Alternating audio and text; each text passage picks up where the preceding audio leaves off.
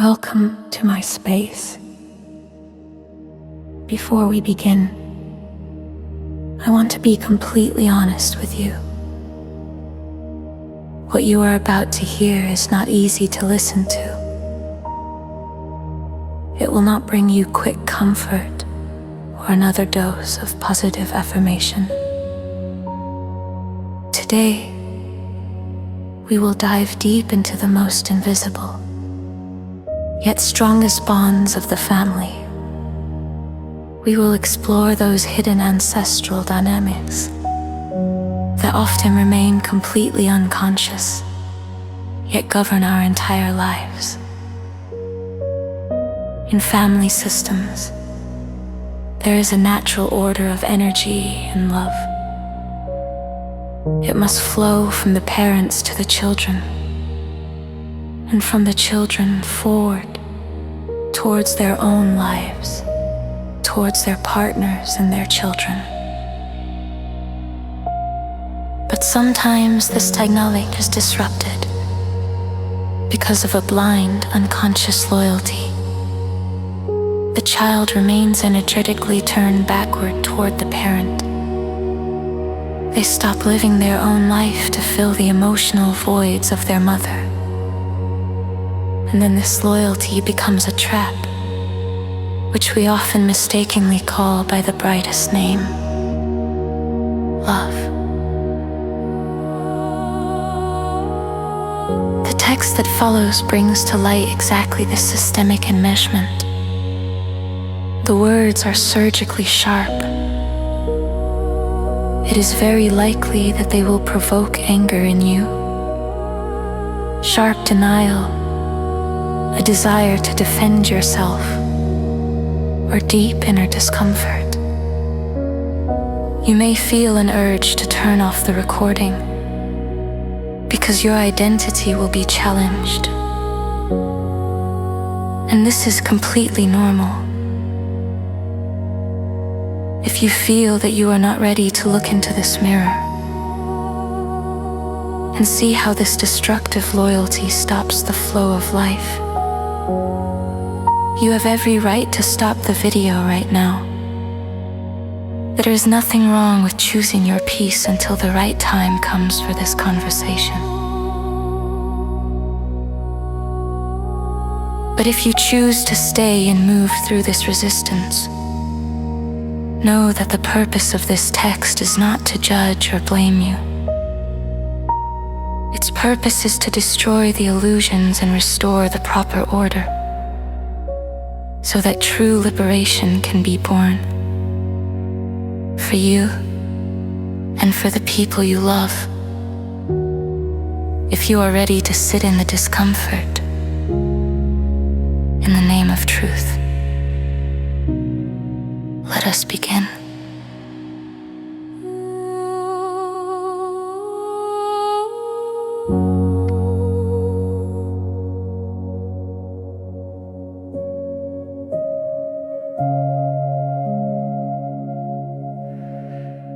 But before we go any further, I want to say something important. Because perhaps, as you listen to this, you feel judged. Perhaps you feel attacked. Perhaps you are thinking, I only wanted what was best for him.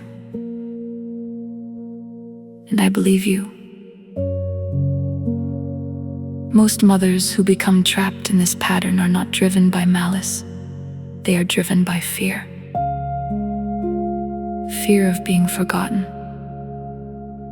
Fear of becoming unnecessary. Fear of sitting alone in a quiet house after spending decades being needed every single day. Perhaps no one ever taught you healthy boundaries either. Perhaps you were raised to believe that sacrifice is love, that a good mother gives everything, that a mother's worth comes from being needed. And maybe, without realizing it, your son became the place where you searched for meaning, companionship, purpose, and emotional safety. Not because you wanted to harm him, but because you were hurting too. And that is the tragedy. Because two people can love each other deeply and still become trapped in a bond that prevents both of them from fully living. This is not a story about a bad mother. It is a story about fear. A fear that quietly passes from one generation to the next until someone becomes aware of it and chooses a different path.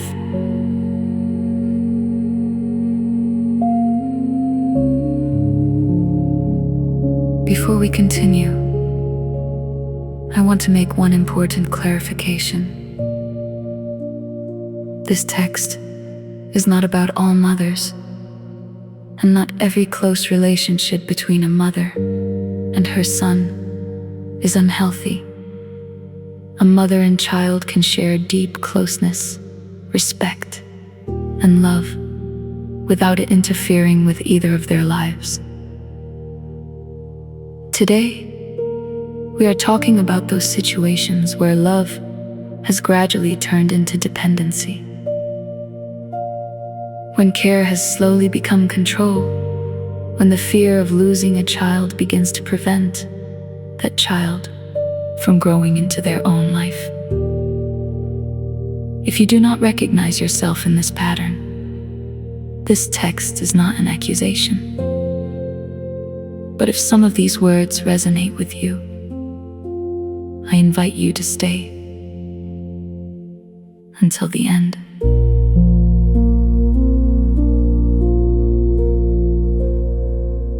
Hi, I'm Rumiana. Today I want to speak with you, the mothers who don't just love their sons. You are the ones who have been his center from the very beginning. And not just the center, his compass, his GPS, his brain. You chose his clothes until high school. You told him which children to hang out with and which were a bad influence. You decided which classes he should attend, how much he should study, what he should eat. When he was sick, you were by his side. When he had a problem, you solved it. When he didn't know what to do, you told him. And this did not happen out of malice. It happened because you believed that without you, he would not survive. That the world is dangerous, that boys are careless, that no one else would take care of him like that. And gradually, without realizing it, you made him unable to breathe without your permission. This condition has a name in psychology. It is called enmeshment. This is when there is no clear boundary between you and your son. When his feelings are your feelings, his decisions your responsibility, his life your extension. You are not a mother who observes, you are a director who moves the actor. And now I want to be very clear. This is not love. This is control wrapped in care. True love prepares the child to stand alone, but you have prepared him to be unable to live without you. But let us now look at what happens to him, to this man you have raised in this obsessive embrace. What happens to him when he is already an adult, when he has a partner by his side, but inside he is still the boy who is afraid to say no to mom? First, he has no self of his own. When all decisions have been made for him, he never develops the muscle of choice. In real life, this means he cannot say what he wants for dinner, because his mother has always told him he doesn't know how to plan a budget. Because his mother paid, he cannot resolve conflicts. Because his mother smoothed them all out. He looks like a man, but inside is a child waiting for instructions. Second, he has no sense of self-worth. If his whole life he has heard, "You won't succeed without me. I know best, you are not ready yet," he begins to believe that he is truly incapable. He doesn't believe in himself, he believes in his mother. And when he meets a partner, he is not looking for her to validate him. He is looking for another mother, a woman to tell him what to do, because he knows no other model. Third, he is emotionally unavailable to his partner. All his emotions, anxieties, sorrows, fears, joys, he takes them to his mother. Not because he doesn't want to share with the woman next to him, but because he has been taught that the only safe woman is the mother. The partner often describes it like this: "He gives me his body, but his heart and mind are with her." This is extremely painful for her. She feels like a tenant in her own relationship. And here comes the moment that you mothers do not see. When your son continues to seek your opinion, instead of his partners you haven't won. You have crippled him for a mature relationship. Here is what this looks like in detail. He and his partner argue about something. For example, where to go on vacation. Instead of the two of them negotiating, he calls you, "Mom, what should I do?" You tell him your opinion. He imposes it on her. She feels betrayed. He feels like a hero because he listened to Mom.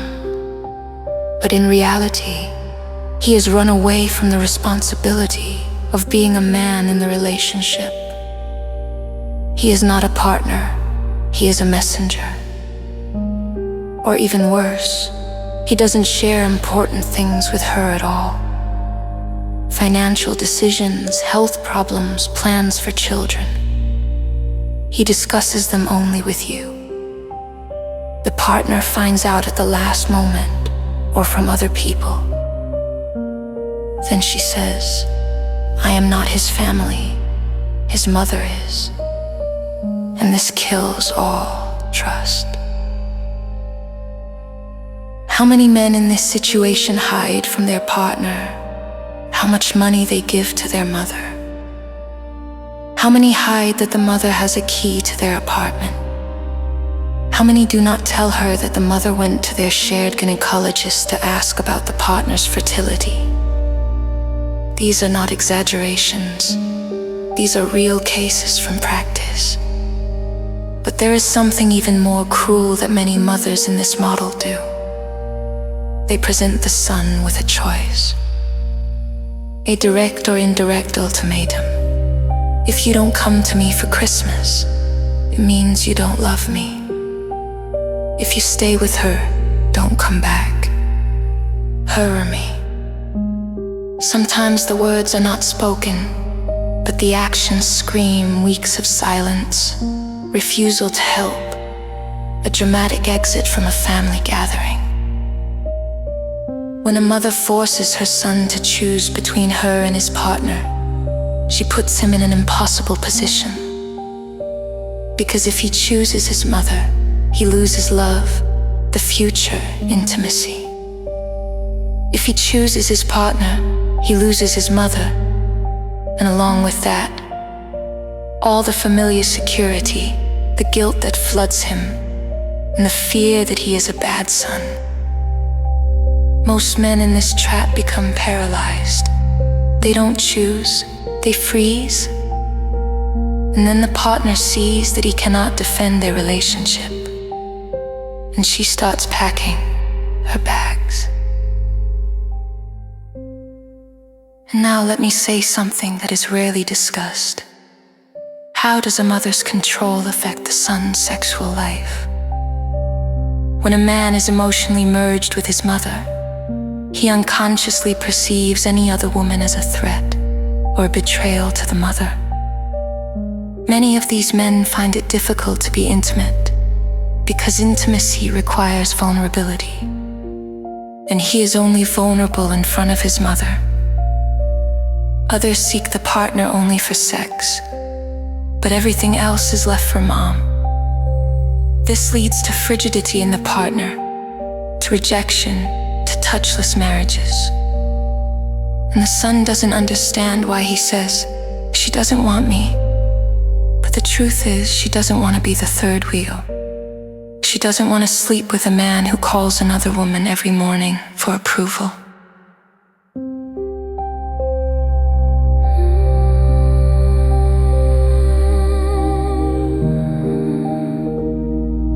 Another important moment when children are born. Then the mother's control reaches a new level. You, mother, want to be the grandmother who raises the grandchildren, and you often start giving advice on breastfeeding, sleep, vaccines, completely overstepping the son's partner. You tell the grandchild, "Grandma knows better than your mother." You put your son in a position to choose between you and the mother of his child. And the most tragic part, he often chooses you because he fears you more than he fears losing his partner. And then she leaves.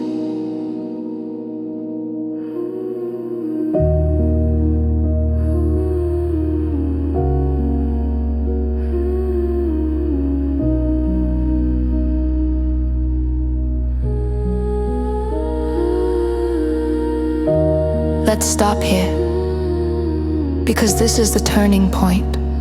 Most partners cannot endure it. The psychology of the woman in such a relationship is simple. She is looking for a partner, not a stepson. She wants a man who stands by her, not one who runs to mom at every conflict. Studies show that interference from the mother-in-law is one of the leading causes of divorce in the first 7 years of marriage. But we are not talking about statistics. We are talking about living pain. When the partner leaves, what happens to the son? He is left alone. Initially, he might feel relief. There is no more conflict, no one forcing him to choose. He returns to his mother, sometimes physically, to live with her, eat her food, sleep in his old room. The mother is satisfied. She tells herself, "I was right." She wasn't right for him. But this is a hollow victory. After a month, after 3, the son begins to feel the emptiness. He is alone in bed. There is no one to hug him at night, no one to share the small joys of the day. His friends are married, have children. He is left alone in his mother's company. And then comes the anger, not directed at the mother. He still doesn't dare blame her. The anger is directed at himself. Why couldn't I keep her? Why am I so weak? Why does everyone leave me? He might start drinking, working 16 hours a day to avoid thinking, seeking no strings attached relationships because he fears another failure.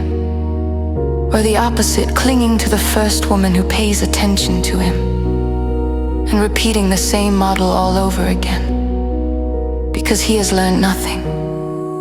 He hasn't realized that the problem is not the partner, but the lack of boundaries with the mother. He thinks he just hasn't met the right one. And then the mother wins. On the surface, the son is by her side. But he is a man without a woman, without children, or with children he sees once a week, without intimacy, He is like a bird with clipped wings. He can walk, but he will never fly. Is this what you want for your son? Is this what you call love?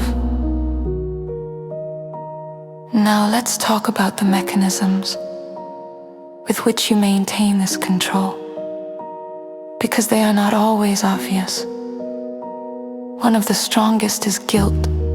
I did so many things for you. I ruined my health for you.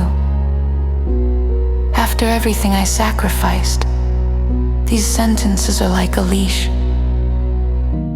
When the son tries to distance himself, you pull, and he returns suffocated but obedient. Another mechanism is illness. How many mothers in this model are always on the edge? They always have a headache, high blood pressure, a new diagnosis. And the son cannot leave his sick mother. He stays, takes care of her, misses dates with his partner. And so you buy time. But you lose your son as a free man. A third mechanism, the financial one. You give him money. You buy him a car, you help with the mortgage, then he owes you. And you want this debt paid with loyalty. Every time he tries to set a boundary, you say, after everything I gave you. He falls silent. And the cycle continues.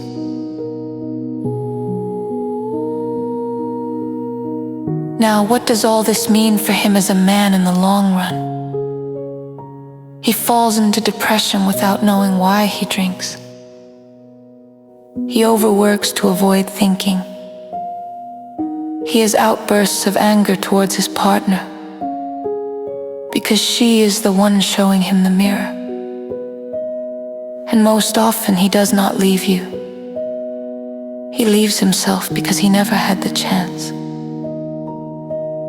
to be himself. And then comes the day no mother wants to think about, when you are no longer here. What happens to the son after the mother who controlled him leaves this world? This is perhaps the most painful question in the entire topic, and therefore I will spend more time on it. When the mother dies, a son from an enmeshed relationship does not experience normal grief. He experiences a catastrophe because his identity was entirely embedded in her. He knew who he was as his mother's son. Without her, he doesn't know who he is. Imagine a tree whose root system only grew in one direction, towards the mother. When she falls, the tree has no way to stand. It collapses. In the first months after her death, he may fall into severe depression, not getting out of bed, stopping eating, because there is no one to tell him when to get up, what to eat, how to live. He never developed an inner voice. I decide. His voice was hers. Now she is silent, and he remains in an empty room with no commands.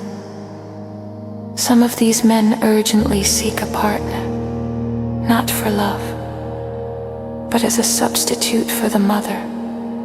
They quickly marry the first woman who agrees to take them on.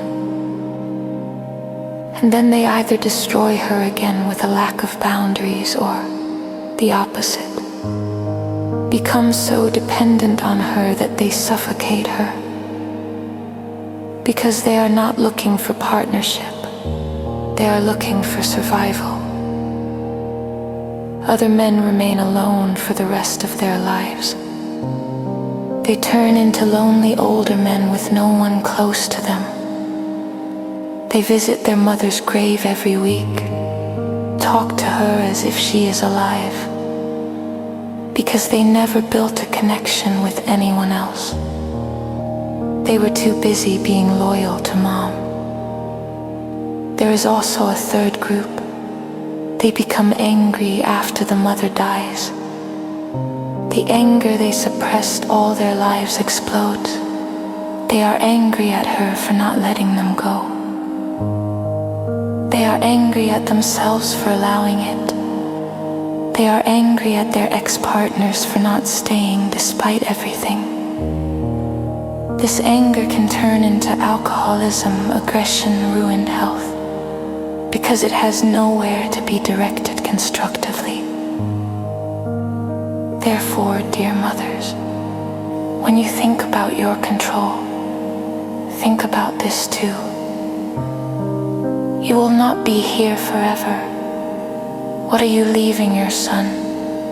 A shepherd without a flock, a man without a life of his own? Or do you want to give him the greatest gift, the ability to stand tall and alone when you are gone?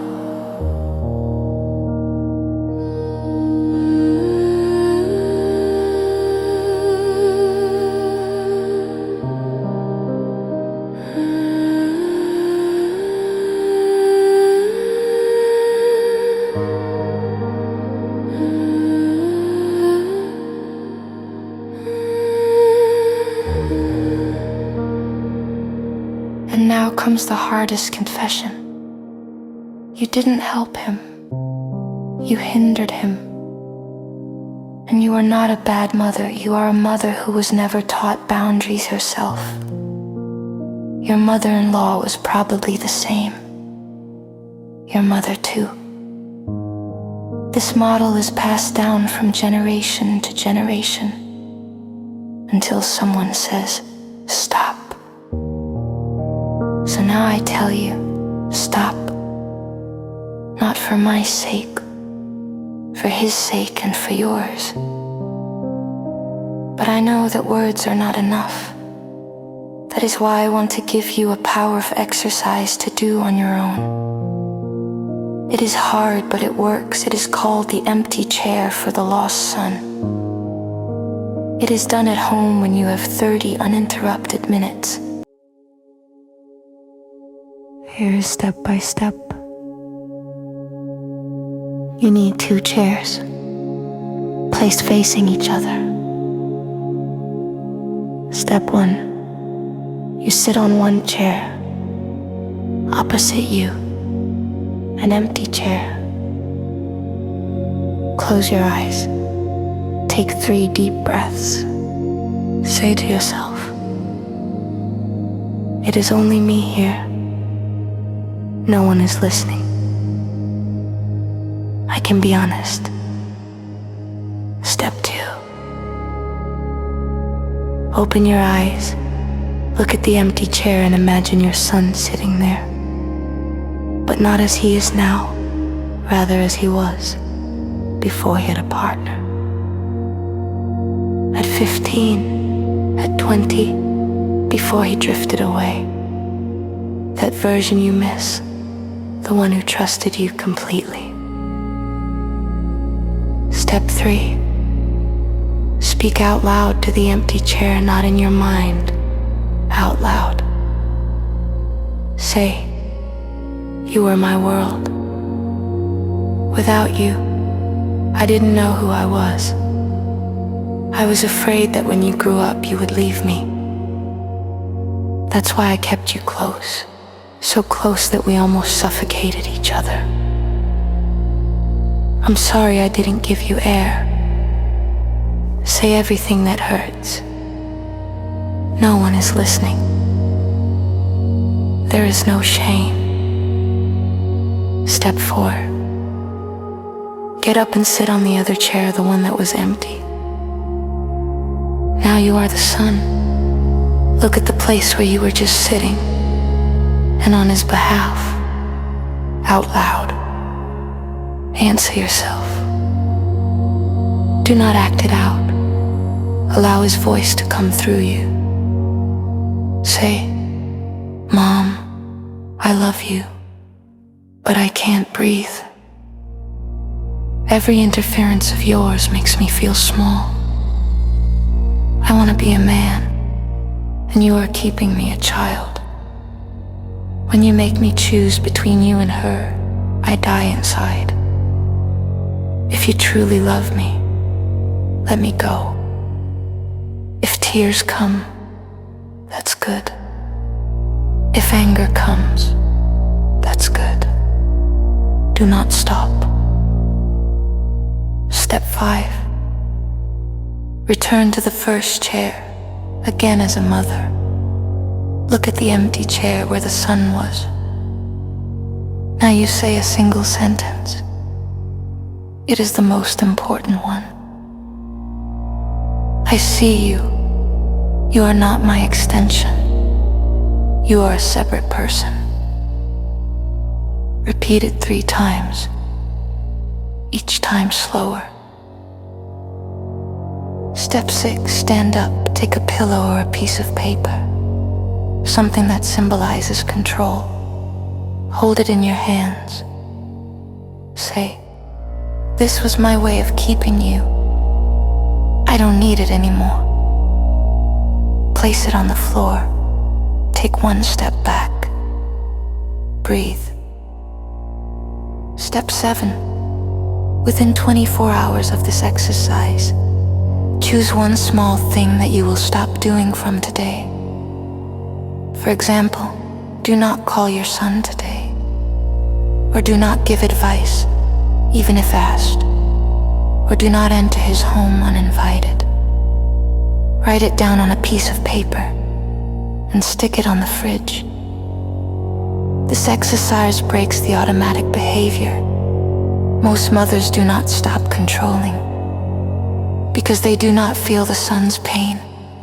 When you sit in his chair and speak with his voice, something breaks.